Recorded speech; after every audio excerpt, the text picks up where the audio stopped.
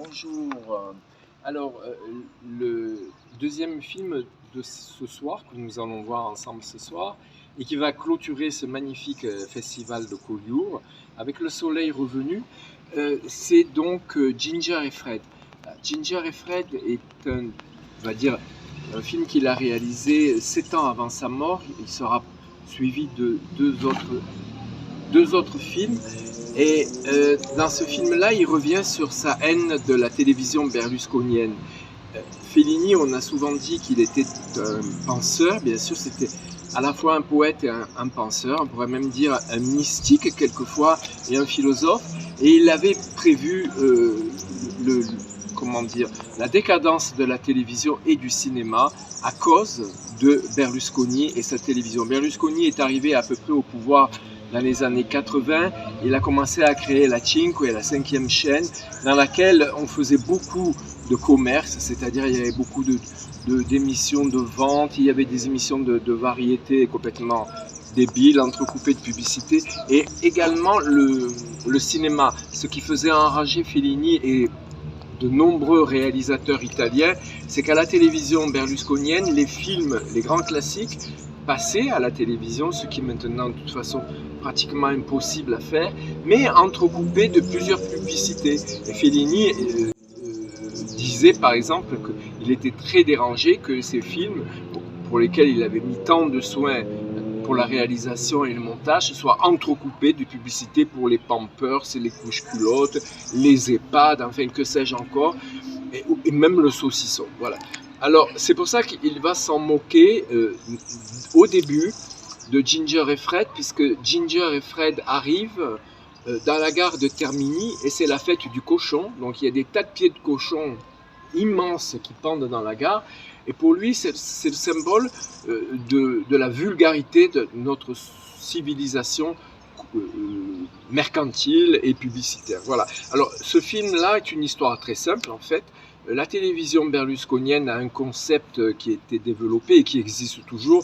Bon, maintenant, ça a été un peu dépassé par la télé-réalité, c'est-à-dire c'est une émission de télévision qui se passe dans les studios et certainement Cinecittà, parce que Cinecittà a été vendu aux studios de télévision pour réaliser des publicités et des séries, comme on va le voir d'ailleurs dans Intervista, un autre film de Fellini. Donc là, c'est un couple un homme et une femme. Ils sont interprétés par Giulietta Masini et Marcello Mastroianni. Ils s'appellent Ginger et Fred parce que 30 ou 40 ans avant, ils s'étaient fait connaître par un duo où ils imitaient Ginger Rogers et Fred Astaire. Et donc là, on les invite dans cette émission de sosie. Vous verrez le film, vous verrez qu'il y a des tas de sosies qui sont réunis. Et donc, on les invite parce qu'en fait, ils sont les sosies de Ginger Rogers et Fred Astaire. Ils ne se sont pas vus, les deux protagonistes, depuis très longtemps. Donc, ils vont se retrouver bien des années plus tard dans cette gare de Termini. Giulietta Masina campe une femme qui est devenue un petit peu une petite bourgeoise popote qui vient de quitter son petit village de province. On imagine qu'elle habite à Rimini ou près de Rimini. Elle arrive à Rome, la capitale.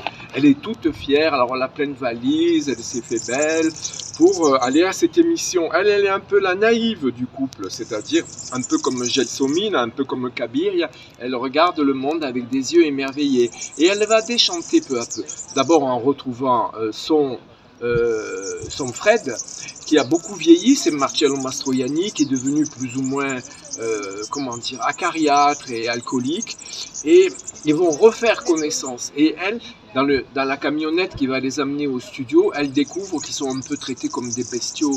Et il va y avoir sur le plateau tous ces gens bizarres que je vous laisse découvrir si vous voyez le film un jour et que je laisse aux spectateurs apprécier ce soir.